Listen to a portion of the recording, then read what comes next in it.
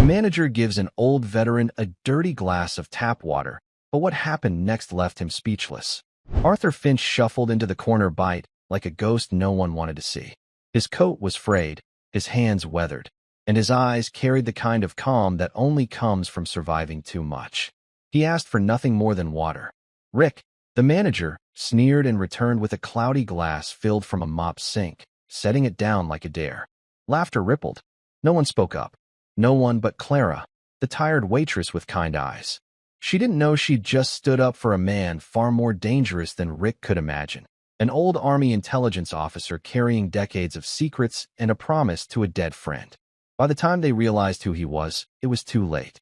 Just before we dive in, if you like this kind of stories of overcoming adversity and justice, let us know in the comments where you're watching from.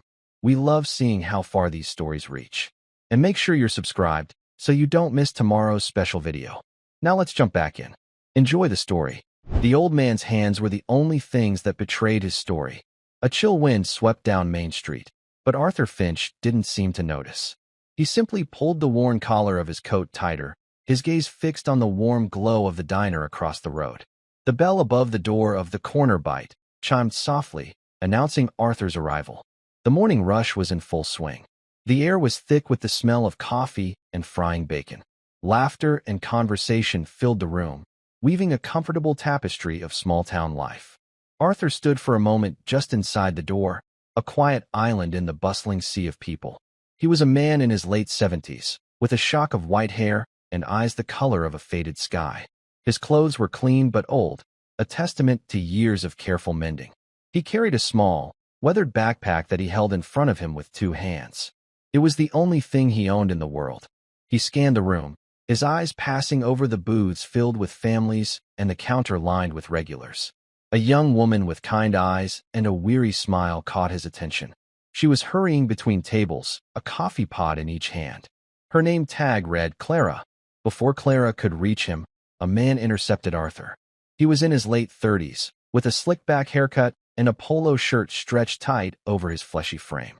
His name was Rick, and he managed the diner for his father.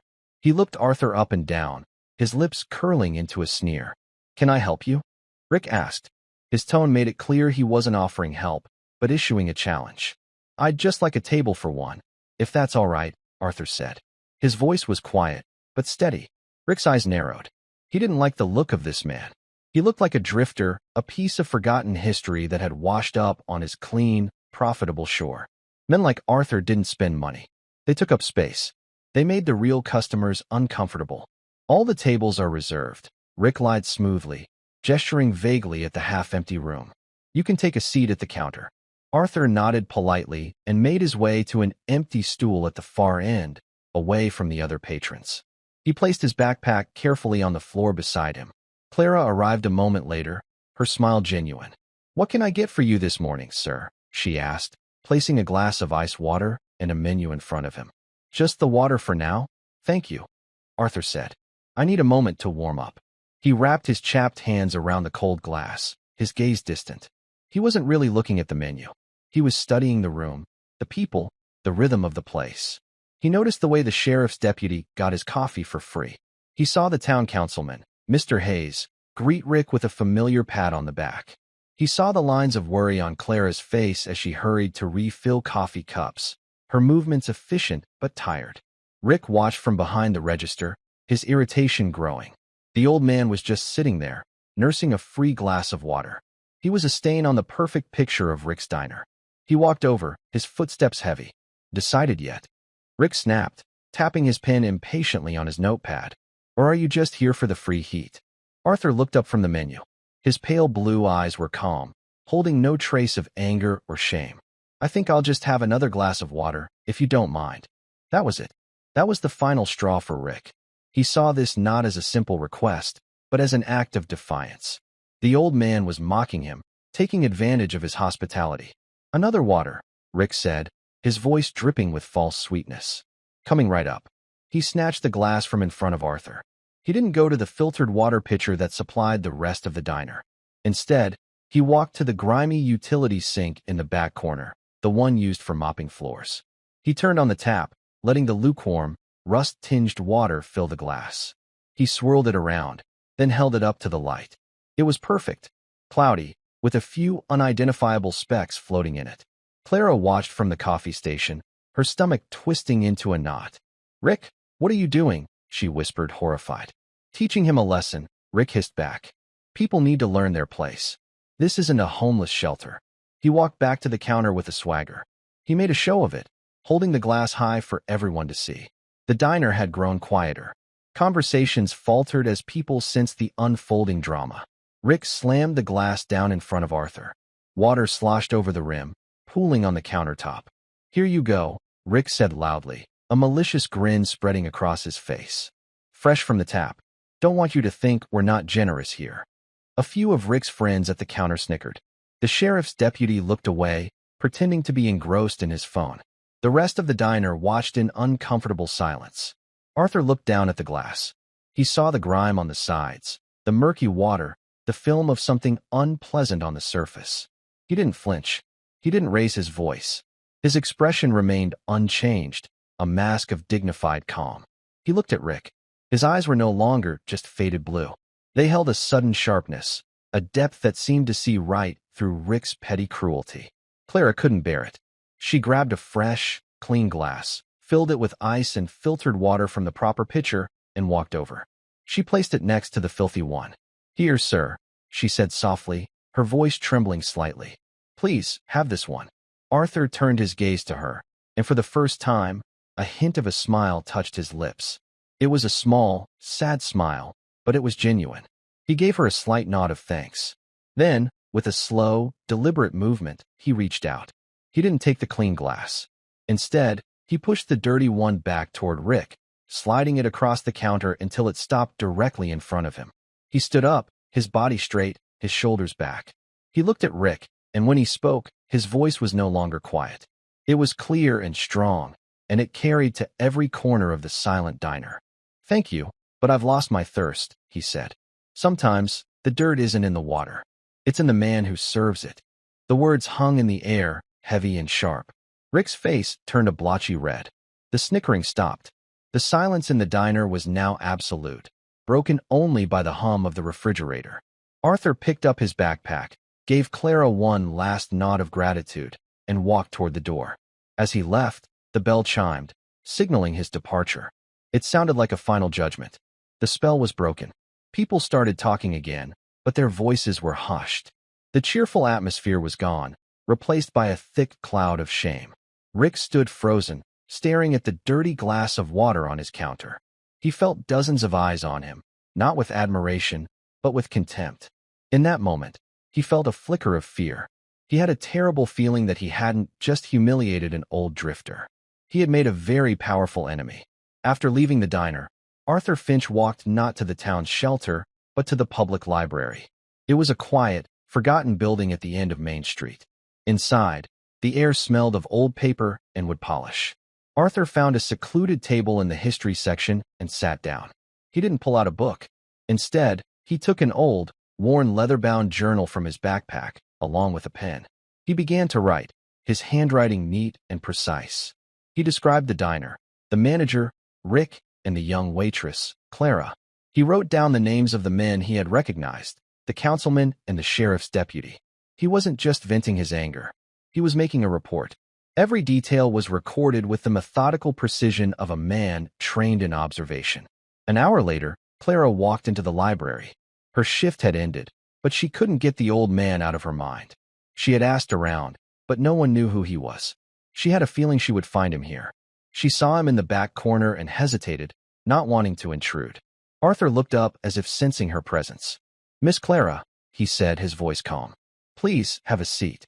Clara sat down, placing her hands on the table. "I'm so sorry about what happened," she said. "Rick, he can be a bully. It was wrong. You have nothing to be sorry for," Arthur replied, closing his journal. "You showed kindness.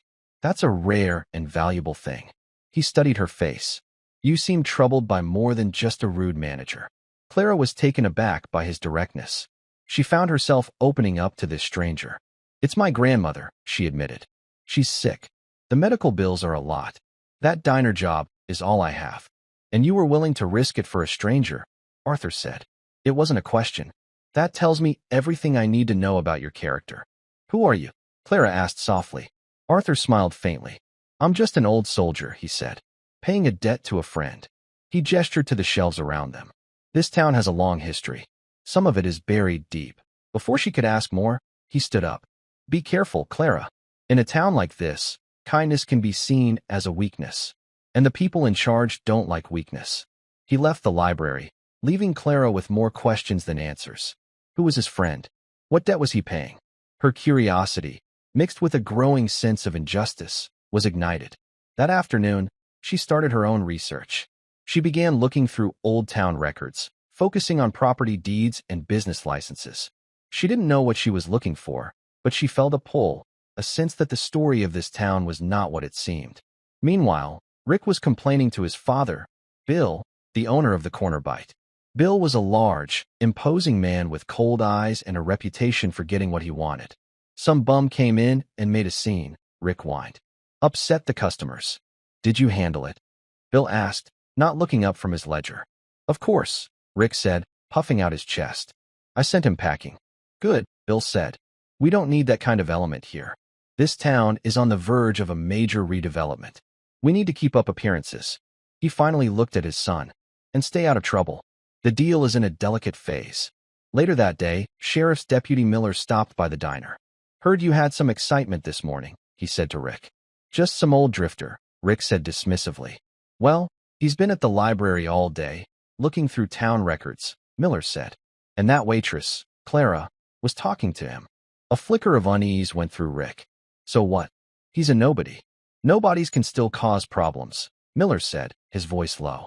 Your father's redevelopment project has a lot of moving parts. We don't need anyone digging into the past.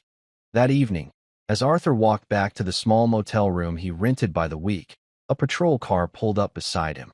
Deputy Miller and another officer got out. Evening, Miller said, his hand resting on his sidearm. We've had some reports of a suspicious individual bothering people in town.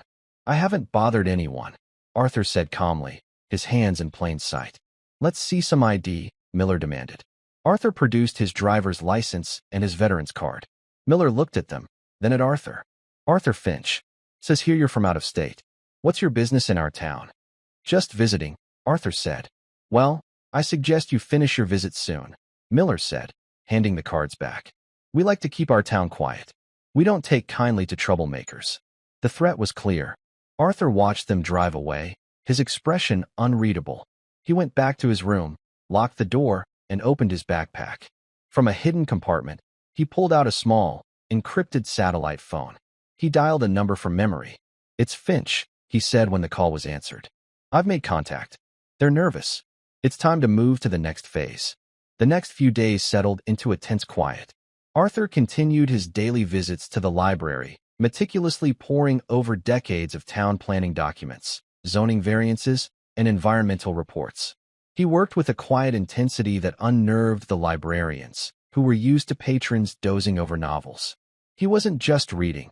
He was connecting dots, drawing lines between names and dates that spanned 30 years. Clara, driven by her own sense of unease, found herself drawn into his orbit.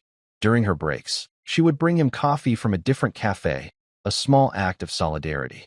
She told him what she was finding in the property records, a strange pattern of land sales over the last 2 decades.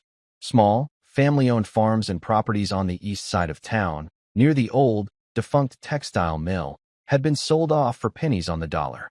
The buyer was always a different holding company, but when she dug deeper, she found they all traced back to a single entity, Millfield Future Holdings, a corporation owned by Bill, Rick's father. They all sold for the same reason, Clara explained one afternoon. Her voice hushed as she pointed to a series of newspaper clippings she'd found. Their wells went bad. The water started tasting strange. People got sick. The official explanation was natural groundwater contamination. There's nothing natural about it, Arthur said, looking at a geological survey map he had spread on the table. He pointed to the old mill.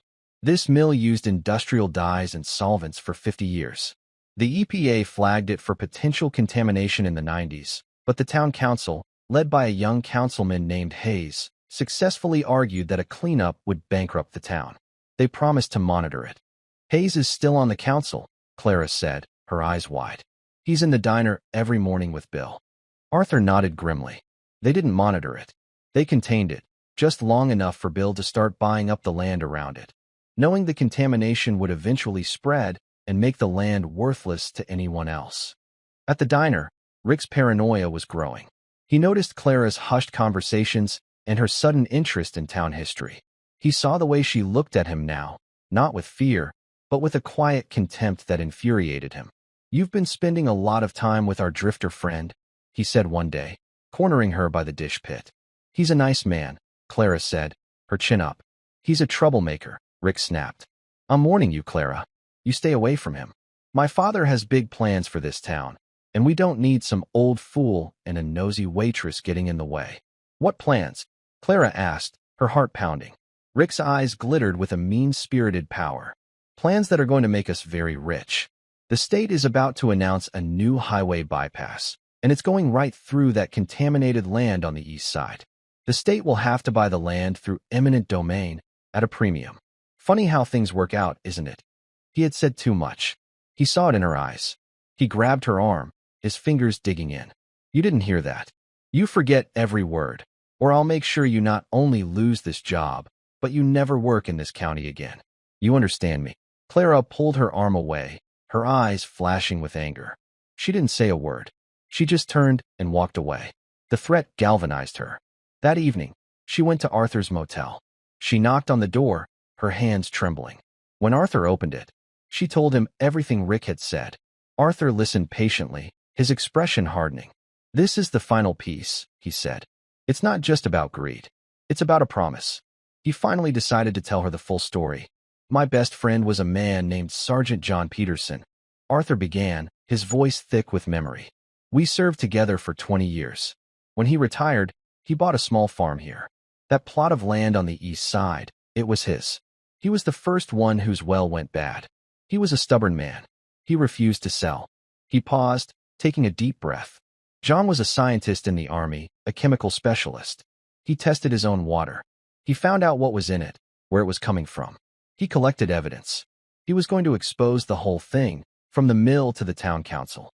The day before he was set to meet with a state investigator, he was killed. A hit and run. The driver was never found. The police ruled it an accident." Tears welled in Clara's eyes. "Oh, Arthur. I made a promise at his funeral," Arthur continued, his voice low and hard. "I promised him I would find the truth.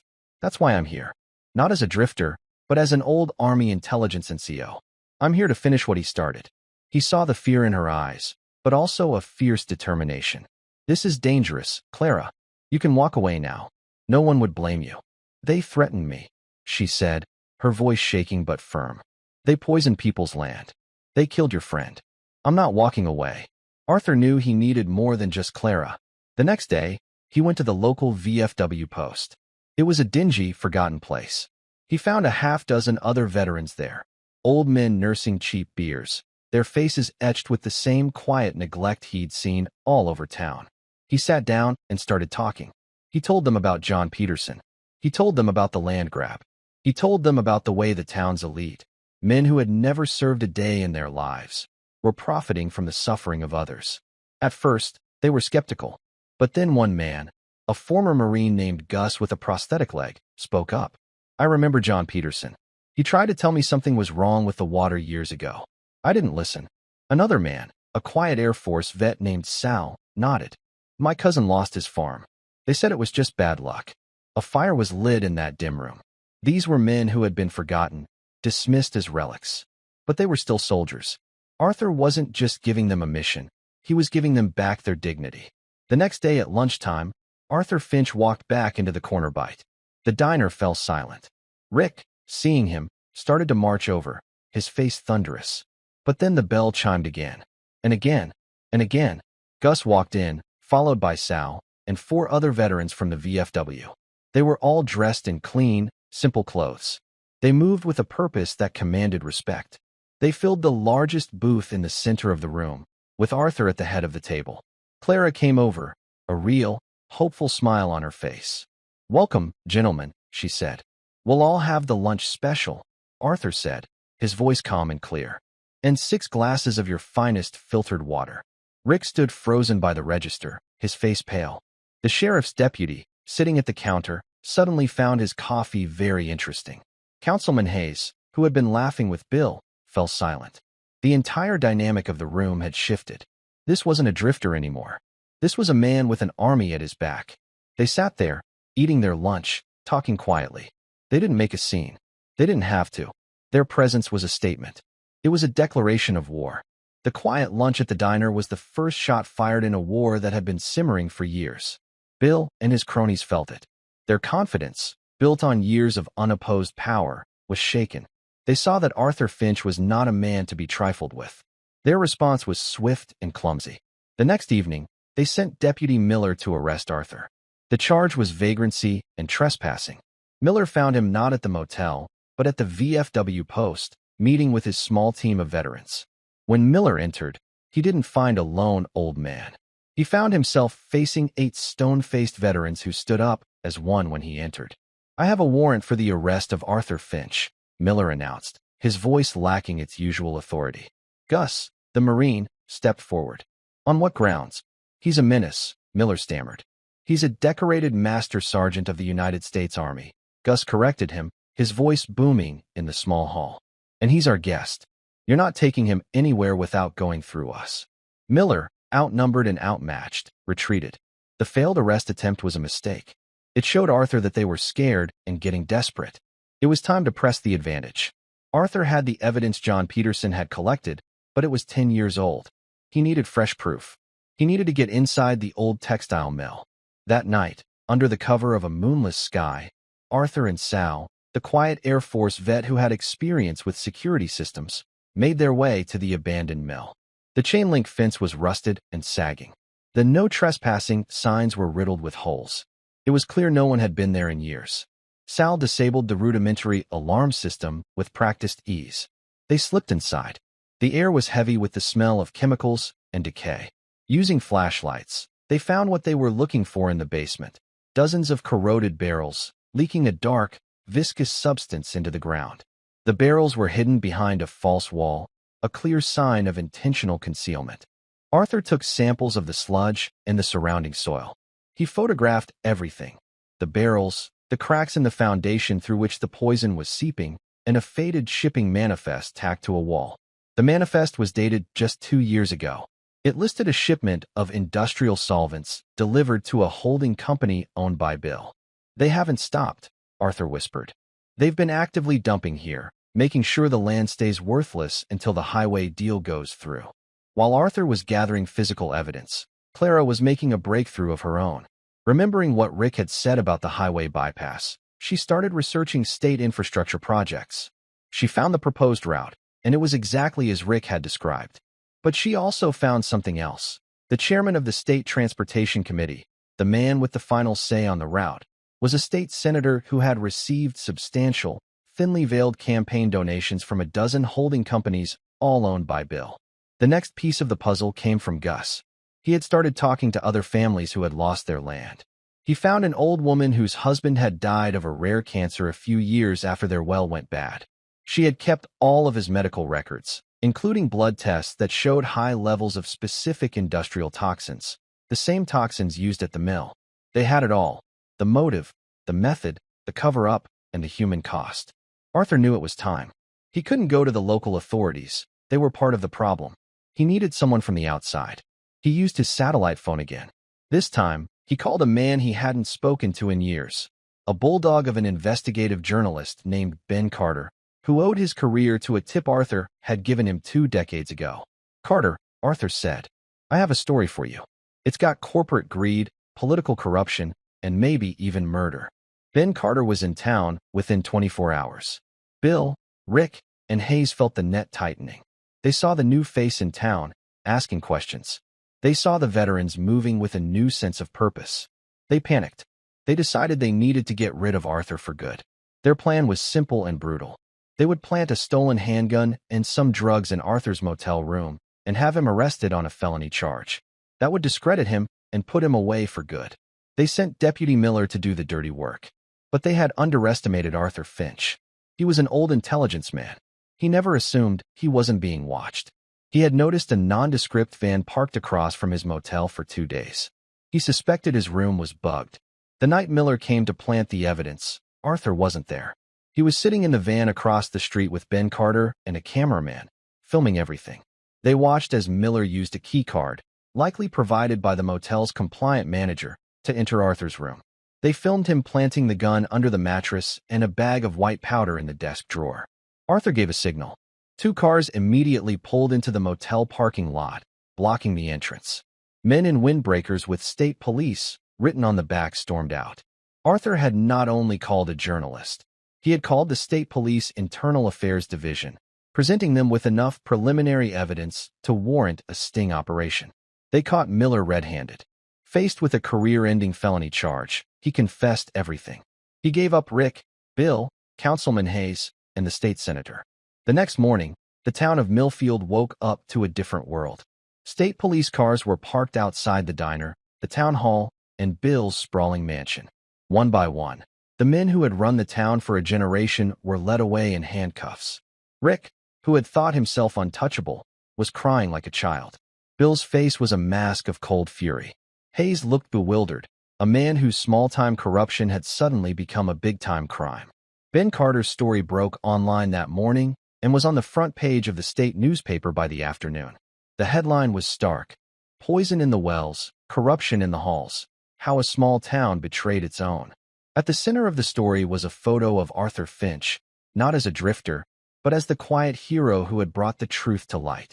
The diner was closed, seized as part of a criminal investigation.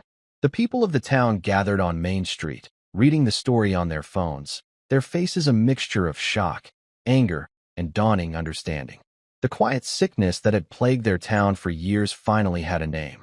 Clara found Arthur at the cemetery, standing in front of Sergeant John Peterson's grave. The headstone was simple, adorned with a small, fresh American flag. "You did it, Arthur," she said softly. "You kept your promise." Arthur looked at the name carved in the stone. "It's done," he said. He reached into his pocket and pulled out an old, faded photograph of 2 young soldiers in uniform, their arms slung around each other's shoulders, grinning at the camera. He placed it carefully at the base of the headstone. "Rest now, John," he whispered. "It's all over." The fight was over, but the healing was just beginning. Arthur knew he wouldn't be staying. His work here was done. But as he looked out at the town, he saw Clara talking to the woman who had lost her husband to cancer. He saw Gus organizing the other veterans, already talking about starting a fund to help the families who had lost their land.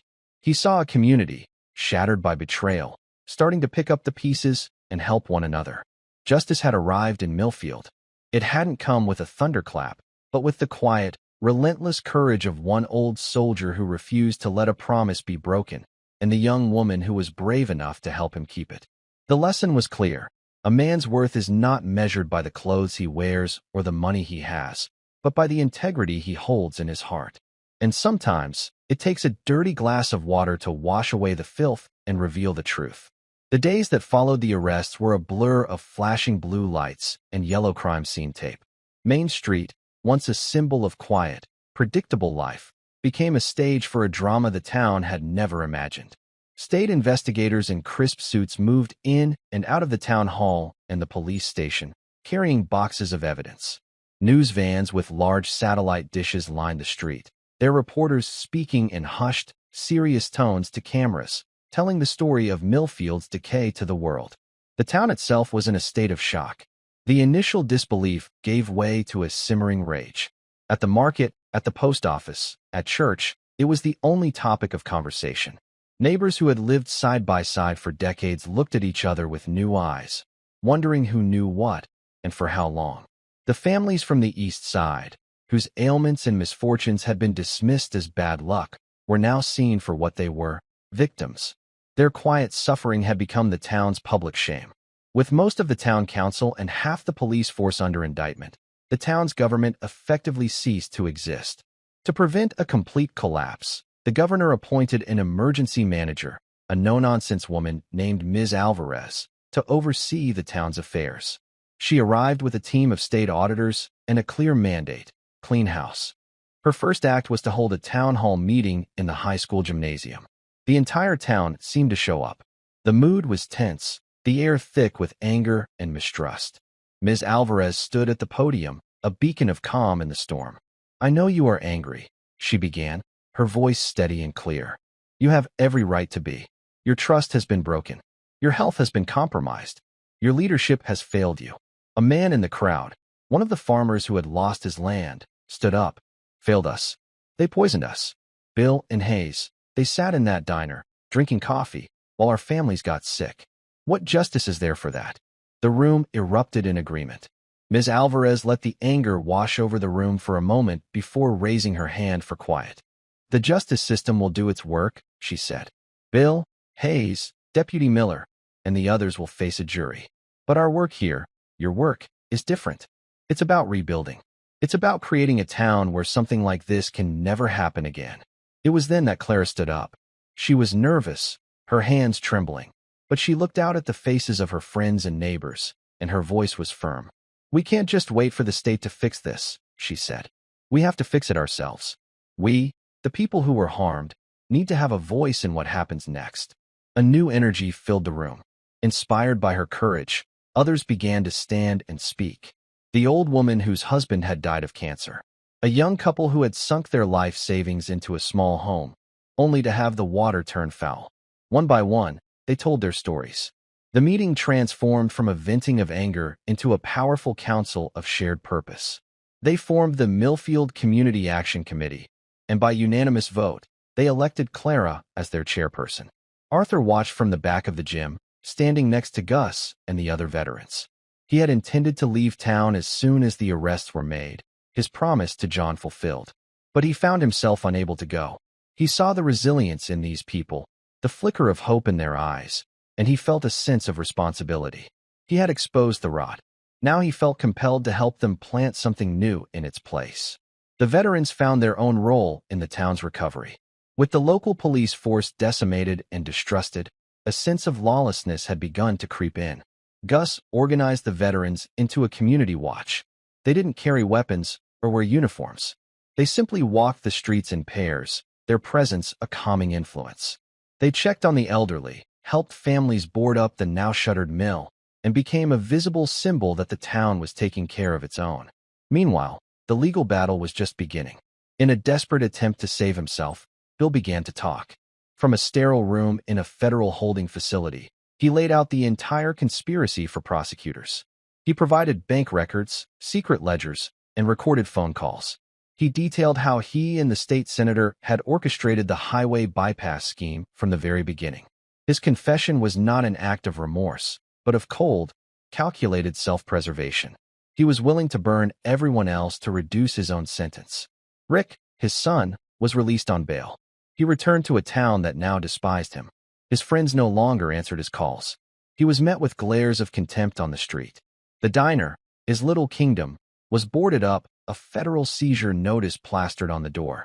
Stripped of his power and status, he was nothing. One afternoon, he saw Clara organizing a volunteer effort to deliver clean bottled water to the families on the east side. He watched from his car as she moved through the crowd, no longer a tired waitress, but a confident leader. On a desperate impulse, he got out and approached her. "Clara," he said, his voice barely a whisper. She turned, her expression unreadable. The volunteers around her fell silent, watching. I'm sorry," he stammered. "For the water. For everything." Clara looked at him for a long moment. She saw not the arrogant bully from the diner, but a pathetic, broken man. "Are you sorry for what you did, Rick?" she asked, her voice even. "Or are you just sorry you got caught?" The question hung in the air. Rick had no answer. He just stood there, exposed and ashamed, as the good people of the town he had once lorded over continued their work without him. He turned and walked away, the weight of his actions finally beginning to crush him. The weeks turned into months. The long, slow process of healing and rebuilding began in earnest. The Millfield Community Action Committee, led by Clara, became a powerful force in the town. They were a constant presence at Ms. Alvarez's meetings, ensuring that the voices of the victims were never ignored. They researched federal and state environmental cleanup funds. They brought in experts to test every well and map the full extent of the contamination. Arthur remained, a quiet, steady presence in the background. He never sought the spotlight, but everyone knew he was the town's moral anchor. He spent his days at the library, now helping Clara and her committee draft proposals and navigate the complexities of government bureaucracy. He taught them how to be organized, how to be strategic, how to fight. Don't get angry, he would tell them. Get prepared. The Veterans Community Watch was so successful that it became a model for a new form of community policing. When Ms. Alvarez began the process of rebuilding the police force, she did it with a civilian oversight board, with Gus, the old Marine, elected as its first chairman. The new recruits were trained not just in law enforcement, but in community service, with the goal of earning back the town's trust, one positive interaction at a time. The legal process finally reached its conclusion. The state senator was indicted and forced to resign in disgrace. Councilman Hayes, facing overwhelming evidence, pleaded guilty and received a sentence of 5 years in prison. Bill, because of his cooperation, received a reduced sentence, but he would still spend a decade behind bars. He was forced to forfeit all of his assets, the holding companies, the stolen land, his mansion, and every penny he had made from his corrupt deals. Rick, for his role, was sentenced to community service and a lengthy probation. The judge's words were scathing. "You acted out of a sense of petty entitlement and casual cruelty," he said from the bench. "Your sentence is not just to clean up roadsides, but to spend the next 5 years looking the people you harmed in the eye and trying to earn back a sliver of the dignity you so freely trampled upon." The state announced that the assets seized from Bill, totaling over $7 million, would be returned to the town of Millfield. The money was to be placed in a trust, managed by the community, to be used for 2 purposes: to clean up the environmental damage and to compensate the victims. At the next town hall meeting, a new debate began. What should be done with the land, especially the site of the old mill? Some wanted to sell it to developers. Others wanted to simply erase it from the map. It was Arthur who stood up and offered a different vision.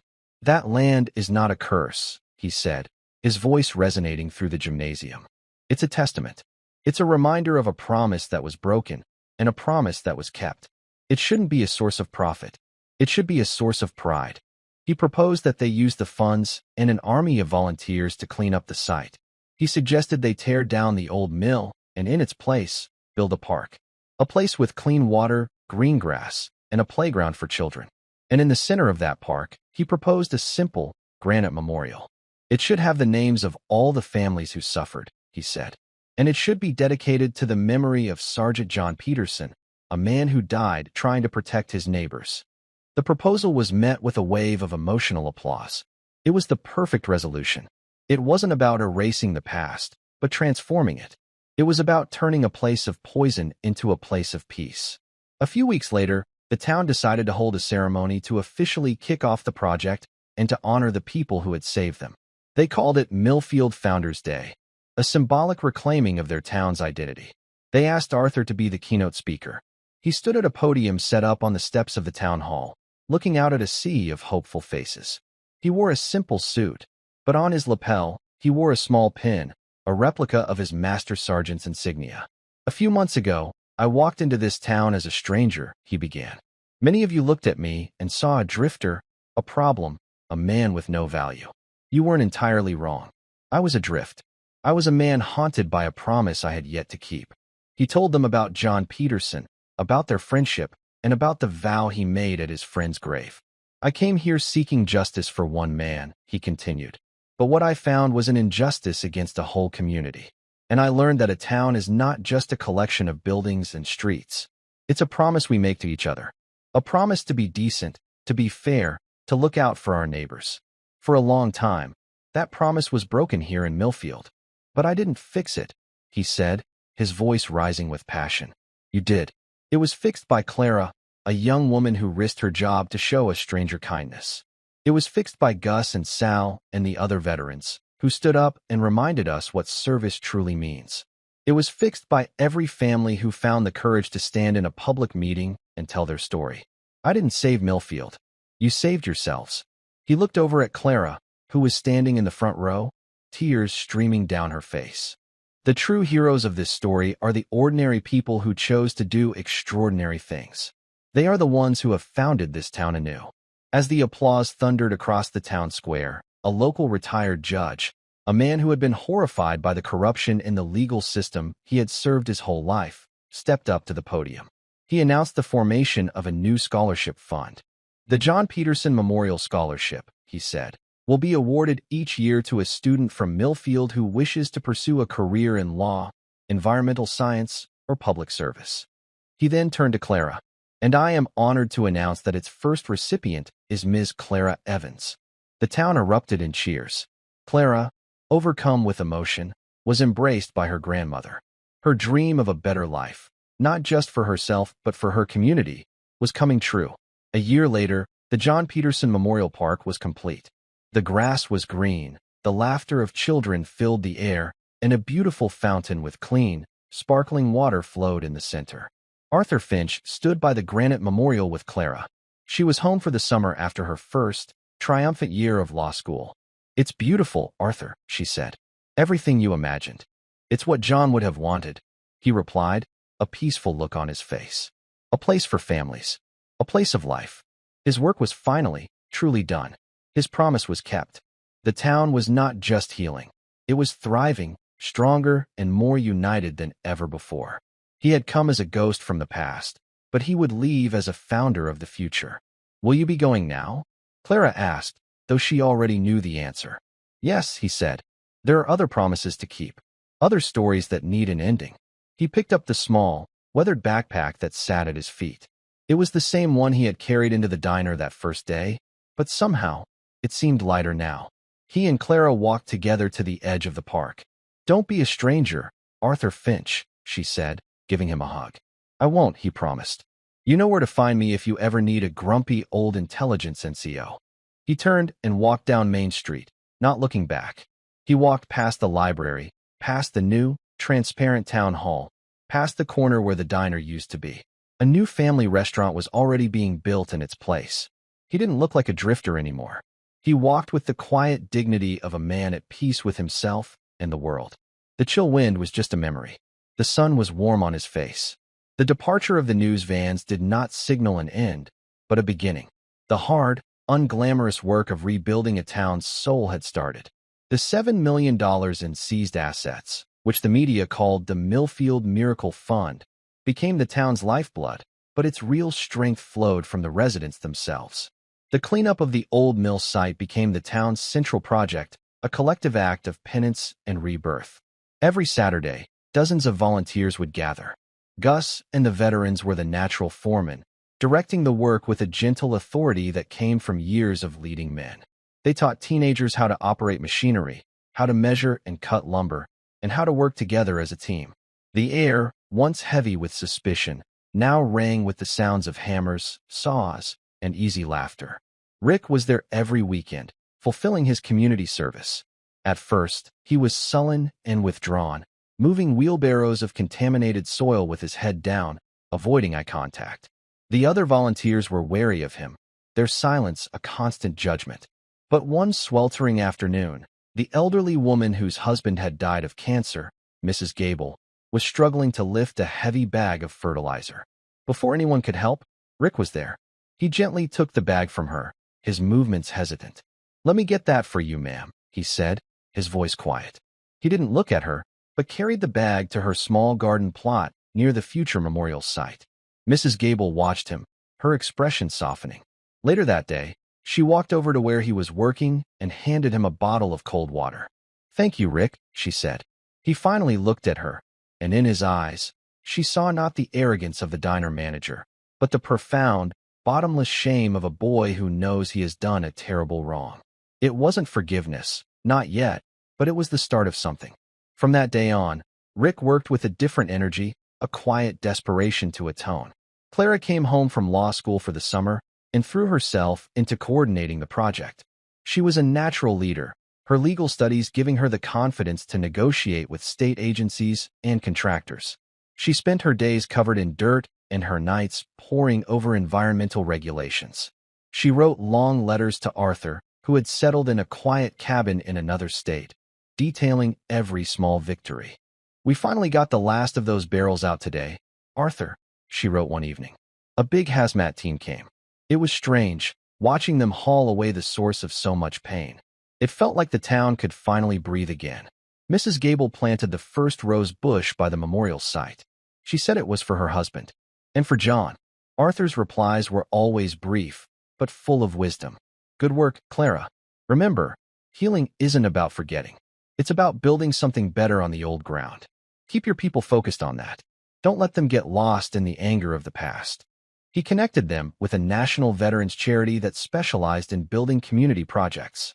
The charity sent a team of skilled craftsmen, all veterans, who helped design and build a beautiful cedarwood pavilion in the center of the park. Their arrival was a celebration, a tangible link between Millfield's veterans and a wider brotherhood of service. The families who had been most affected by the contamination were the first to be helped by the Miracle Fund. Mortgages were paid off. Medical debts were erased. Scholarships were established for their children. It wasn't just about the money. It was about acknowledgement. The town was finally saying, "We see you. We failed you. And we will make it right." The checks were hand-delivered by a committee led by Clara and Gus, a personal apology from a community determined to heal its deepest wounds. Finally, after a year of hard work, the day of the park's dedication arrived. The town of Millfield gathered under a brilliant blue sky. The park was stunning, a testament to their collective will. The playground was filled with children, their laughter the sweetest sound the town had heard in years. The memorial to John Peterson and the other victims stood in the center, a simple, dignified wall of polished granite. Arthur Finch had returned for the ceremony. As he walked through the crowd, people no longer saw a drifter. They saw a friend. They greeted him with warm handshakes and grateful smiles. He stood with Clara at the side of the stage, watching as the ceremony began. Ms. Alvarez spoke first, officially dissolving her emergency management role and handing control back to the town's newly elected and carefully vetted council. Then Gus took the stage, representing the veterans. "Soldiers are trained to fight," he said, his voice thick with emotion. "But the hardest battles are the ones you fight when you come home. The battle for peace, for community, for dignity. This park is a victory in that battle." Mrs. Gable also spoke, her voice trembling but strong. "My husband loved this land," she said, looking at the memorial where his name was now carved. "The poison in the water, it took his body. But the hatred that let it happen, that almost took this town's soul. Today, we get that soul back." Finally, Clara introduced Arthur. "A year ago," she said, "a man came to our town. He was a quiet man, a humble man, and he held up a mirror to us. He didn't flinch from the ugliness he saw. And because he didn't, we found the courage to look, too. He is not a man who seeks praise. But today, we must thank him. Arthur, thank you for giving us our town back." Arthur walked to the podium. He looked out at the transformed community. He saw Rick standing in the back with the other volunteers, his head held high for the first time in a year. He saw the new, young police chief, a woman hired from outside, chatting comfortably with a group of teenagers. He saw hope. "There is nothing more to say," Arthur said, his voice carrying in the quiet reverence of the crowd. "Just look around you. This is what courage looks like. This is what community looks like. This is what a promise kept looks like. Thank you for letting me be a small part of it." He stepped down from the podium, the applause thundering around him. The ceremony was over, but the celebration was just beginning. As the town enjoyed a community picnic, Arthur and Clara walked to the granite memorial. "Your first year of law school is done," Arthur said. "Are you still sure it's the life you want?" "More than ever," Clara replied, her eyes shining. "I learned something from all this. The law isn't just about punishing the bad guys. It's about protecting the good guys. It's about building shields. I want to build shields for towns like Millfield." "Good," Arthur said, a rare, wide smile on his face. "The world needs more shield builders." He reached into the inner pocket of his coat and pulled out a small, velvet box. "John left this for me. I think he'd want you to have it." He opened it. Inside was an old, beautiful compass. He said it always helped him find his way home, Arthur said. "Your path will be difficult. Don't ever lose your way." Clara took it, her fingers closing around the cool metal. "I won't," she whispered. "I promise." Later that afternoon, it was time for Arthur to leave. There was no formal goodbye, but as he walked toward the bus station, something remarkable happened. People began to emerge from the shops and houses along Main Street. They didn't cheer or applaud. They just stood on the sidewalk in silent tribute. The new police chief stopped her car and gave him a crisp, respectful salute. Mrs. Gable waved from her front porch. Gus and the veteran stood at attention outside the VFW. It was a quiet, profound thank you from a town that had found its way back from the brink. Arthur Finch nodded to them all, a humble acknowledgement from one old soldier to another. He got on the bus, and as it pulled away, he looked out the window one last time at the John Peterson Memorial Park, a green and vibrant scar, a beautiful reminder that even after the deepest wound, a community, like the human heart, can heal and grow even stronger. The journey that had begun with a dirty glass of water had ended with a town that had finally washed itself clean. Thank you for following this story. If you enjoyed it, please subscribe and share your thoughts below. Where are you watching from? Let us know in the comments. Stay tuned for more immersive stories.